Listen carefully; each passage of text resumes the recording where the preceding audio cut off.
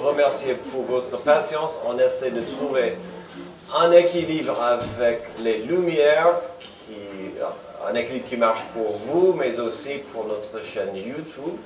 Et donc, vous êtes, comment ça s'appelle, des cobayes. Des cobayes avec ces expériments de voir c'est quoi le mieux pour tout le monde. Alors, donc, je vous encourage à ouvrir vos Bibles. Nous sommes dans notre série Traces. Traces. Alors, pourquoi ça s'appelle Traces? Nous suivons verset par verset des traces de Jésus dans l'évangile de Marc. Et donc, aujourd'hui, ayant expliqué le processus, aujourd'hui nous commençons le chapitre 8. Donc, ça veut dire que ça fait un moment maintenant que nous sommes en Marc. Ce n'est pas toujours facile parce que quand on suit les traces de Jésus, parfois il est dans les difficultés face aux gens, dans leurs besoins. Et donc aujourd'hui nous verrons cette notion encore. Alors aujourd'hui, comme la semaine dernière, nous avons en Marc une histoire qui est unique, c'est à part. Elle n'est pas du tout liée au verset précédent. Et donc le passage mérite toute notre attention.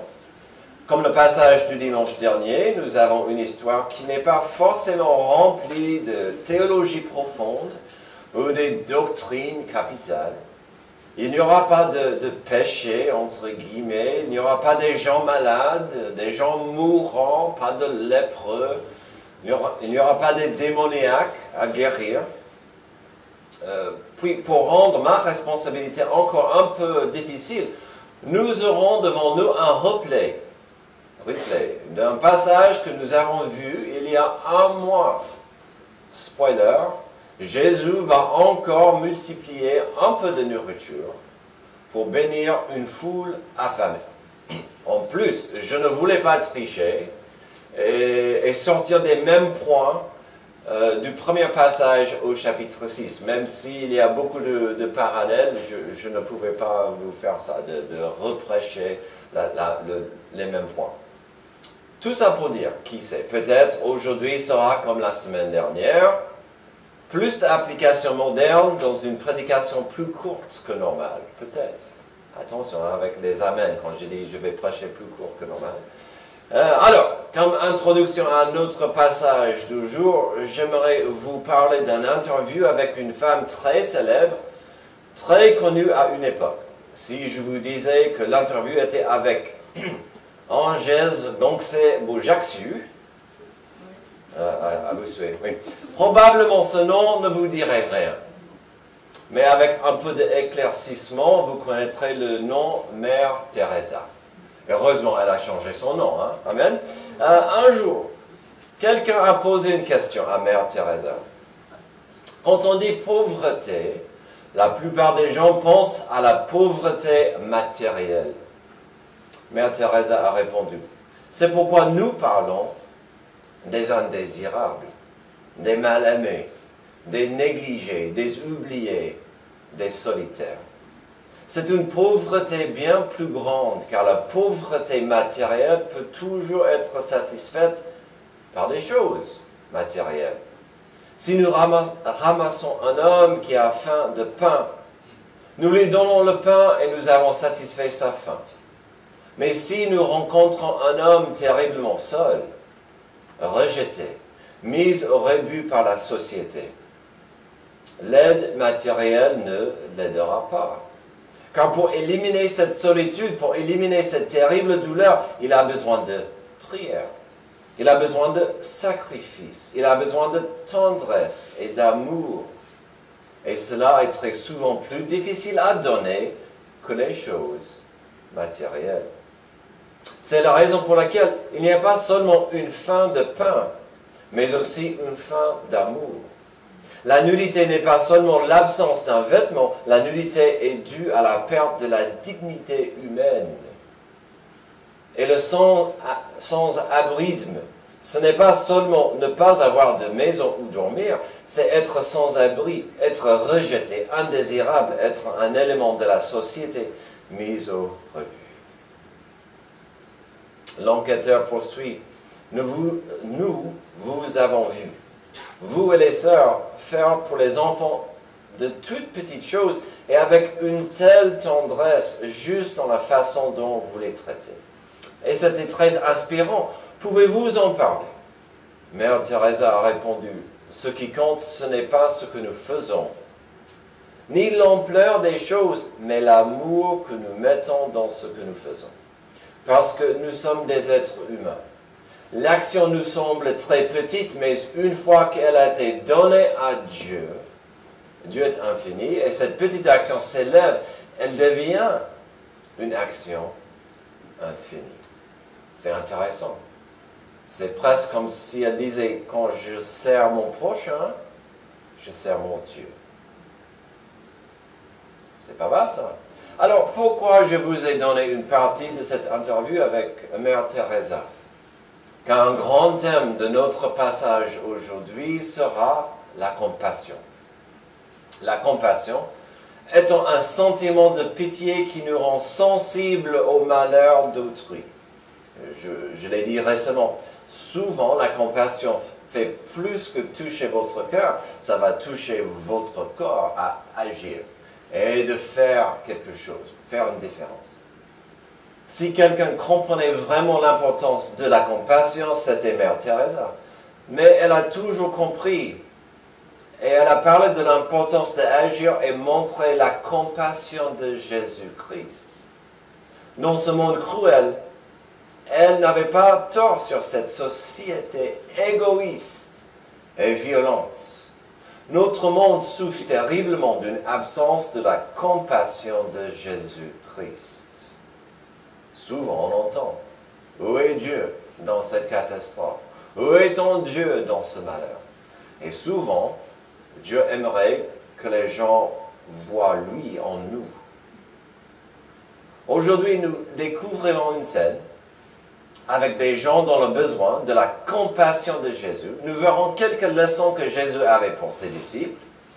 J'oserais dire, il y a des leçons ici pour nous aussi.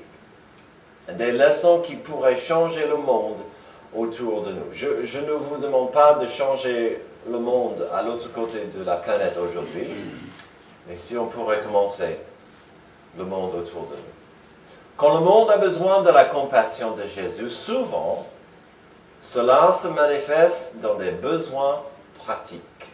Verset 1. Ces jours-là, une foule très nombreuse s'était de nouveau réunie et n'avait pas de quoi manger. Et Jésus appela ses disciples et leur dit, « Je suis rempli de compassion pour cette foule, car voilà 3 jours qui sont près de moi, ils n'ont rien à manger. Si je les renvoie chez eux à jeûne, les forces leur manqueront en chemin, car quelques-uns d'entre eux sont venus de loin. » Déjà, Jésus a dit, il y a un mois, quand il a nourri la foule, il avait compassion pour eux. Souvent, quand on voit que Jésus a compassion sur quelqu'un, c'est une foule, parce que ces gens sont perdus. Ils avaient besoin de plus.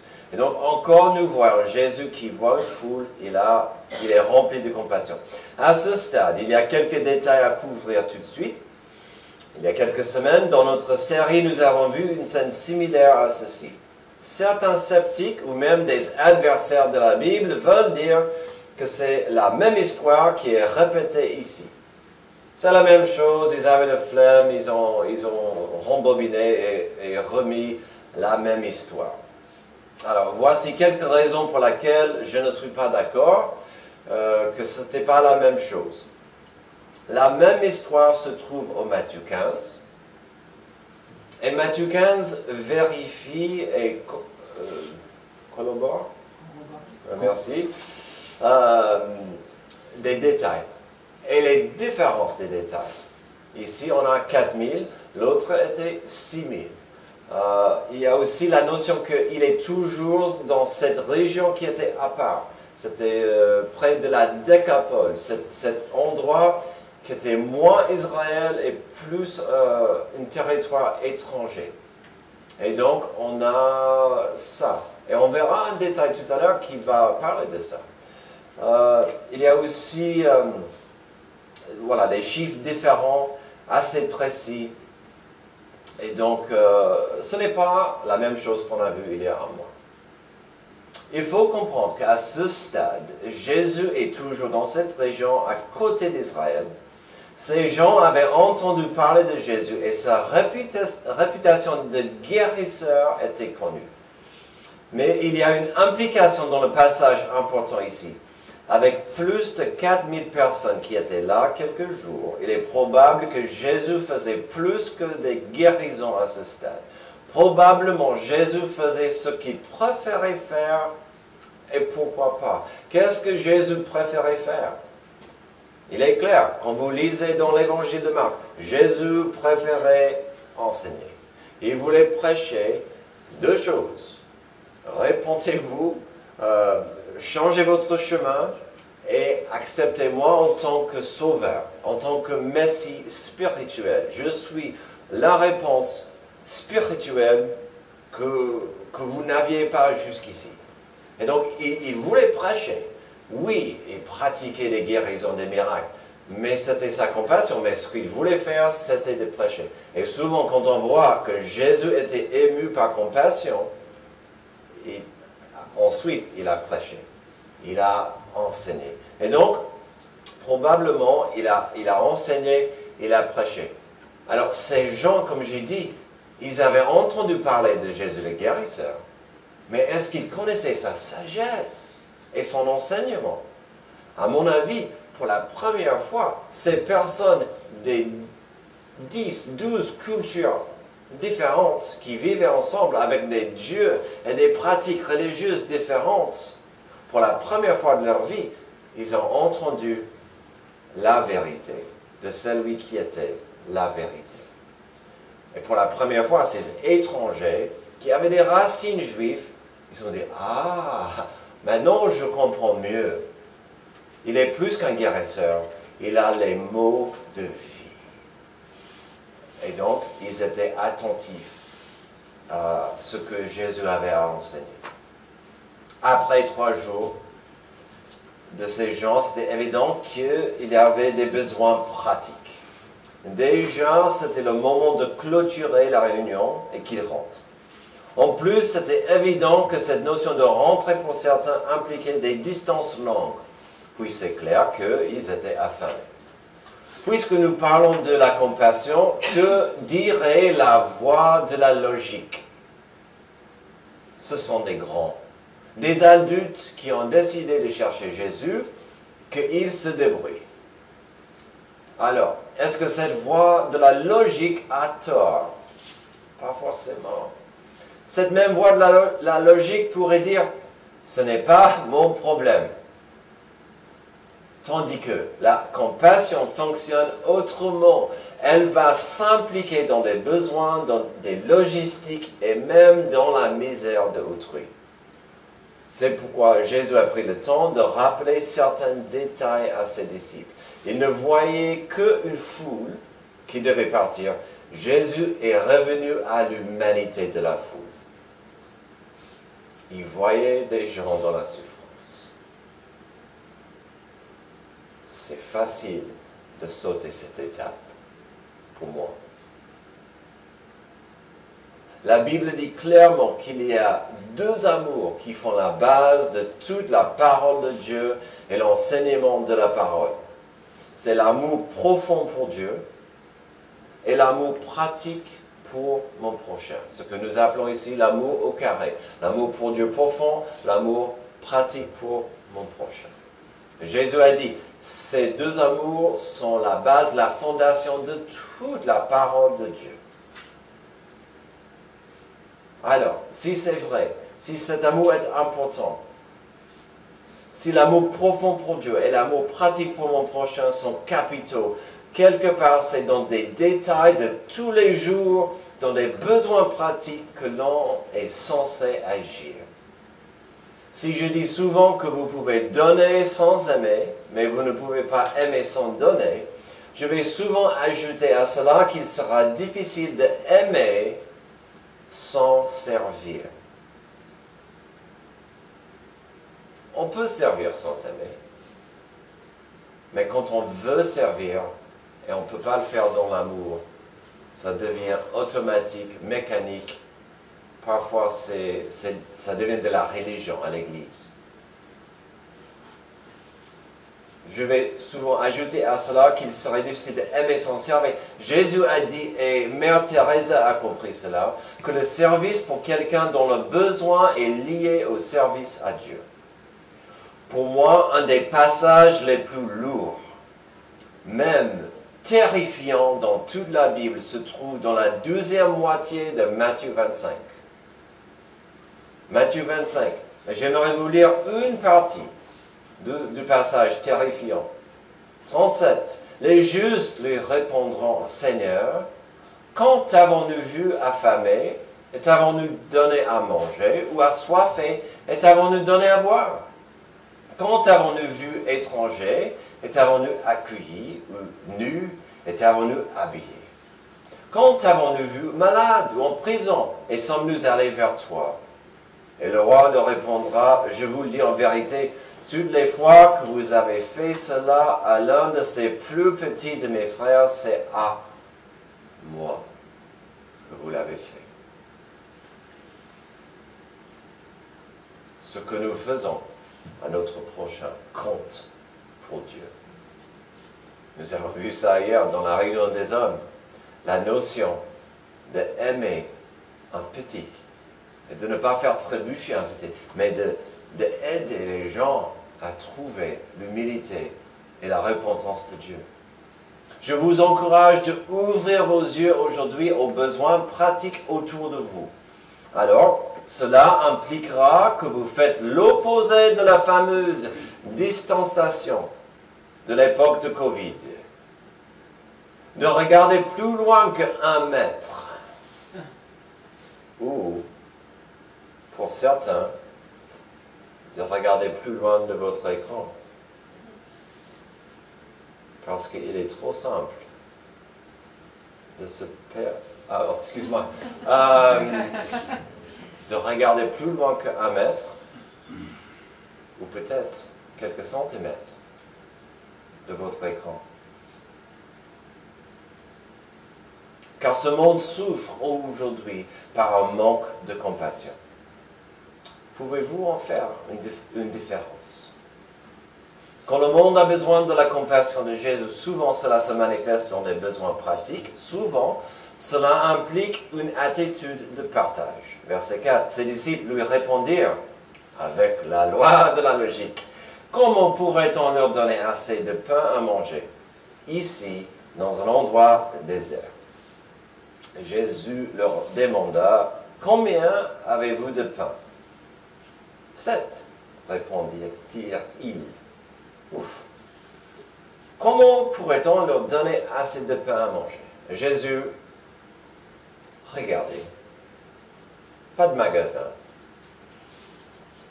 pas de boulangerie, même pas de McDo. Oh, non. Non, non, non, c'est pas possible. La voie de la logique n'est pas la même que la voie de la compassion.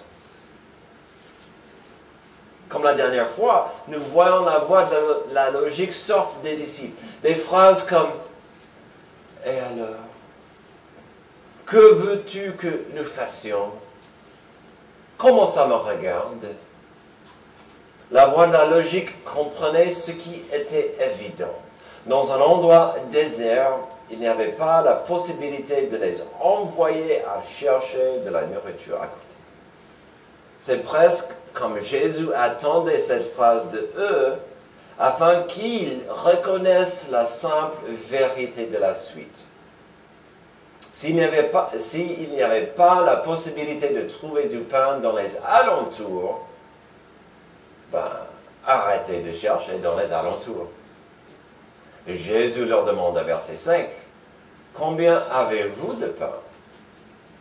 Alors, on ne peut que imaginer cette scène, mais il est facile pour moi de voir deux longues pauses dans ce petit passage.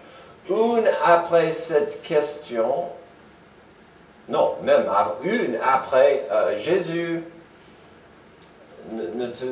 Est-ce que tu ne vois pas, on est dans un endroit désert. Et Jésus va dire, ok, combien de pain avez-vous? Encore cette notion d'abandonner la solution humaine. Arrêtez de faire de la situation un problème de maths et de logistique. Après avoir identifié le besoin pratique, Jésus leur a posé la question percutante. Qu'avez-vous à donner? Est-ce que vous êtes prêts à être impliqués dans une solution? Puis avec leur réponse, il est facile d'imaginer encore une pause. Ben, Jésus, c'est déjà notre pain et nous n'avons que 7. Alors, je n'ai jamais caché, je ne suis pas fort en maths. Mais il y avait 12 disciples. Et si vous comptez Jésus, ça fait 13. J'espère que les 7 pains étaient grands. Il me semble qu'il n'avait pas assez pour eux. Et maintenant, Jésus va dire, et alors, qu'est-ce que vous avez à donner? C'est comme s'il disait, on n'a pas assez pour 12 ou 13. Et c'est là où nous allons mieux comprendre la différence importante entre la compassion humaine et la compassion liée à l'œuvre et le cœur de Dieu. Quand nous découvrirons encore que la quantité que nous offrons à Dieu n'est pas forcément importante, comme la femme il y a 2 semaines qui voulait une petite miette de la grâce de Jésus, ici nous trouverons ce que Jésus peut faire avec des miettes. Quels sont 7 pains face à 4000 personnes? Ce sont des miettes. Mais suis-je prêt à partager? Il serait trop facile de prendre 2 directions ici. De dire, comme un petit enfant, c'est à moi, j'ai pas envie de partager. C'est compréhensible. Si vous bossez, vous gagnez votre vie, c'est à vous. Ou, l'autre possibilité, c'est de dire, ce que j'ai n'est pas beaucoup, à quoi ça sert? Je n'ai pas assez, donc à quoi ça sert? La première attitude est égoïste et va limiter ce que Dieu peut faire. La deuxième veut simplement limiter ce que Dieu peut faire à cause d'une mécompréhension de sa puissance. Je n'ai pas grand-chose. Et Dieu dit, et alors? Quand le monde a besoin de la compassion de Jésus, souvent cela se manifeste dans des besoins pratiques. Aussi dans une attitude ça implique une attitude de partage. Souvent, cela implique un engagement personnel. Verset 6. Alors, il fit asseoir la foule par terre, prit les 7 pains, et après avoir remercié Dieu, il les remplit et les donna à ses disciples pour les distribuer et les distribuèrent à la foule. Ils avaient encore quelques petits poissons. Jésus les bénit, les fit aussi distribuer. Ils mangèrent et furent rassasiés. Et l'on emporta 7 corbeilles pleines de morceaux qui restaient. Ceux qui mangèrent étaient environ 4000. Ensuite, Jésus les renvoya. Avant de regarder l'implication de l'engagement personnel que Jésus demandait de ses disciples, voyons quelques détails beaux et importants. Pour le premier miracle de la multiplication de pain en Israël avec les Juifs, il a fait une prière plus complexe selon la coutume de la loi. On a vu il y a un mois, il a regardé vers le ciel, il a fait une prière, et ça c'était selon la coutume juive d'adresser cette prière au Père. Ici, il a simplement fait grâce. La comparaison des prières de Jésus avant ces 2 miracles alimentaires montre que la première incluait la bénédiction juive de regarder vers le ciel, alors que la seconde était une simple action de grâce. Jésus voulait toujours rendre gloire à son Père, que ce soit en Israël, que ce soit à la Décapole, Il voulait rendre gloire à son Père. Il ne cherchait pas son propre gloire. Et ici, avant de faire le miracle, il a remercié son Père pour la nourriture. Un geste qui peut-être semblait inutile pour les étrangers qui avaient faim. Mais pourquoi il prie pour 7 pains? C'est inutile. Mais Jésus voulait qu'ils comprennent qu'il voulait remercier Dieu pour la nourriture. Puis encore, il y a cette notion importante que la multiplication miraculeuse est arrivée, pas que dans les mains de Jésus, mais dans l'action de briser le pain. Parfois, si nous voulons que Dieu fasse un miracle, on doit être prêt à lui donner ce qui nous appartient.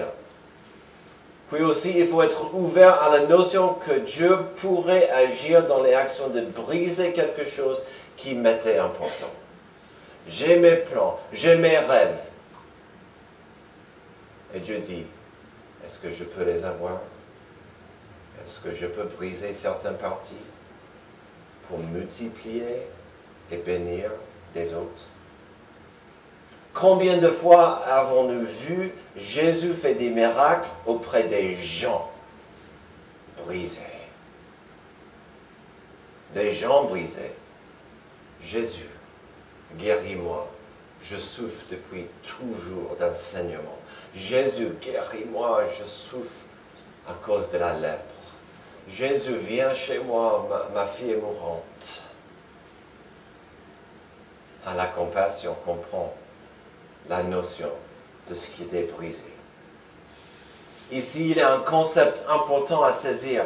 Dieu peut opérer des miracles, certes, et souvent dans la vie et ministère de Jésus, il en a fait pas mal. Mais Dieu préfère opérer et utiliser ceux qui ne sont pas gonflés d'importance.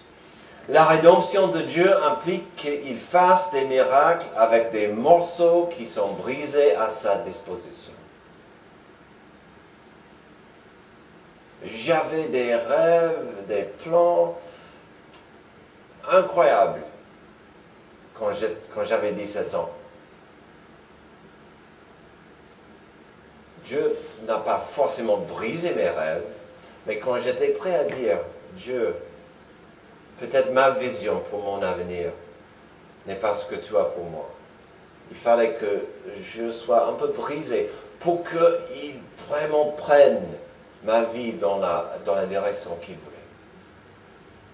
Parfois, il veut au moins cette humilité de dire, me voici. Alors, pas mal de cette histoire semble tourner autour des disciples. Et je comprends que ça serait facile de dire, mais comment n'ont-ils pas compris? Comment ne pouvaient-ils pas comprendre ce que Jésus pouvait faire? Encore? Mais à chaque fois que je pose de telles questions sur le peuple d'Israël dans l'Ancien Testament, ou de telles questions des disciples dans les évangiles, je me trouve avec eux. Et je suis reconnaissant pour la patience de Dieu quand je fais les mêmes erreurs encore et encore et encore. Notre troisième point, c'était de comprendre que parfois Dieu veut un engagement personnel. Jésus a engagé ses 12 disciples dans le service au carré. Ils servaient Jésus, mais ils disaient, allez, servir ces gens. Encore, il y a une vérité importante ici. Dieu veut et Dieu peut vous engager aujourd'hui afin de faire une différence et d'avancer son plan de rédemption.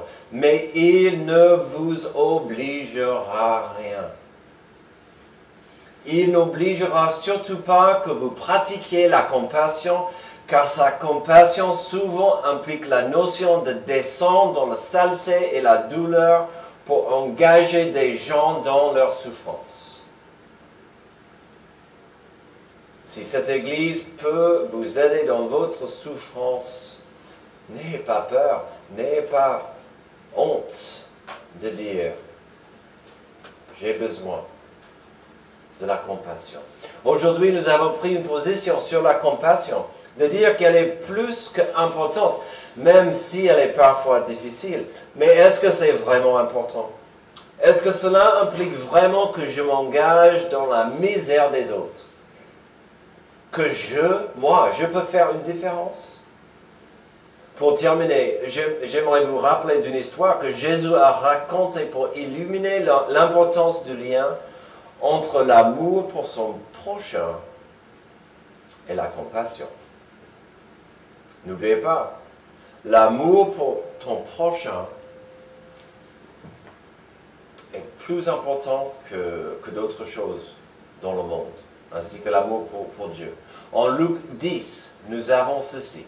Un professeur de la loi se leva et dit à Jésus pour le mettre à l'épreuve, « Maître, que dois-je faire pour hériter de la vie éternelle ?» Et Jésus lui dit, « Qu'est-il écrit dans la loi? Qui lis-tu » Il répondit, « C'était facile. Tu aimeras le Seigneur ton Dieu de tout ton cœur, de toute ton âme, de toute ta force et de toute ta pensée, et ton prochain comme toi-même. » Yes. Tu as bien répondu, lui dit Jésus. Fais cela et tu vivras. Oui, mais lui, voulant se justifier, dit à Jésus, qui est mon prochain?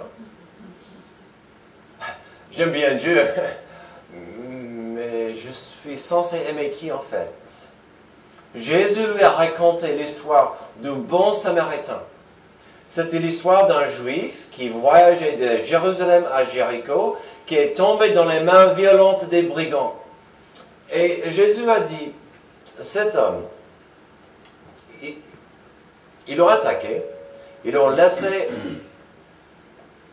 pour mourir, ils l'ont dépourvu de tous ses biens, y compris ses vêtements. Il est nu, il est mourant, il est dans le sol. Et qu'est-ce qui s'est passé? Un sacrificateur, un prêtre est passé par là. Un homme religieux. Alors, je n'étais pas là quand Jésus a raconté l'histoire, mais peut-être le prêtre allait aider parce qu'il est un homme de Dieu. Et Jésus a dit, il a passé par là, il a dit non merci.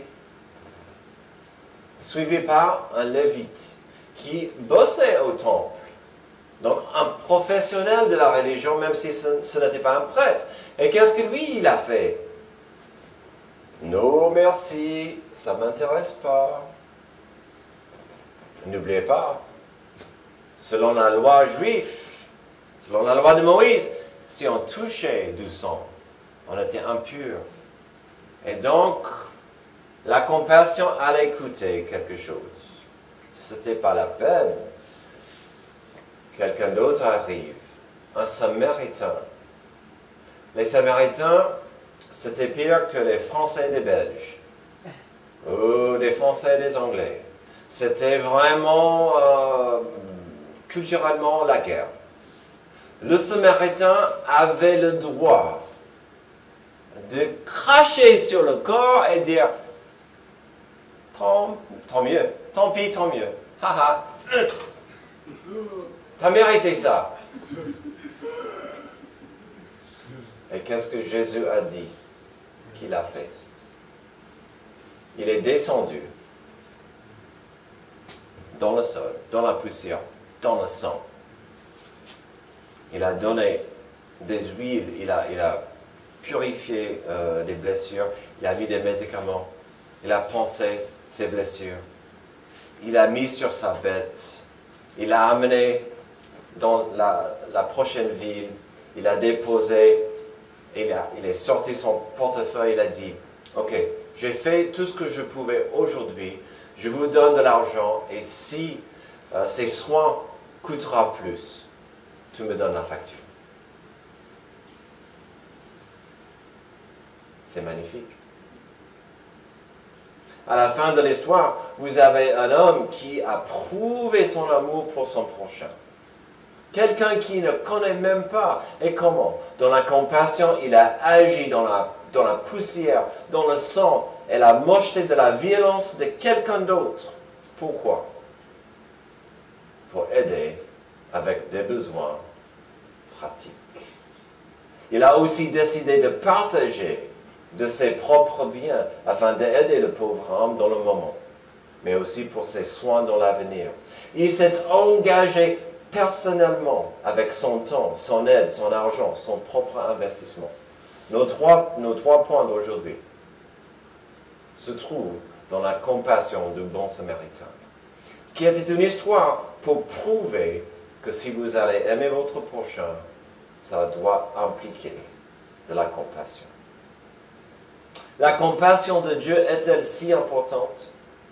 C'est comme si quelqu'un poserait la question, qui est mon prochain? Comment puis-je aimer mon prochain? Jésus était clair là-dessus. Jésus voulait souligner l'importance d'agir dans la compassion envers quelqu'un dans le besoin. Ces personnes sont autour de vous. Ils sont partout. Commençons avec des gens autour de vous ici. Demandez à Dieu de vous aider d'identifier qui autour de vous pourriez avoir besoin d'une touche de compassion et de grâce de votre part. Priez. Merci Dieu pour cette histoire simple qui nous rappelle que les gens ont des besoins pratiques et que parfois la misère d'autrui touche ton cœur. Aide-nous, Dieu, à comprendre que l'amour pour toi implique l'amour pour notre prochain. Et que parfois ça impliquera que je salis mes mains pour aider, que je descende dans la boue pour aider quelqu'un dans le besoin. Que notre compassion, que notre amour rayonne pour ta gloire. C'est dans le nom que j'ai prié. Amen. Levez-vous.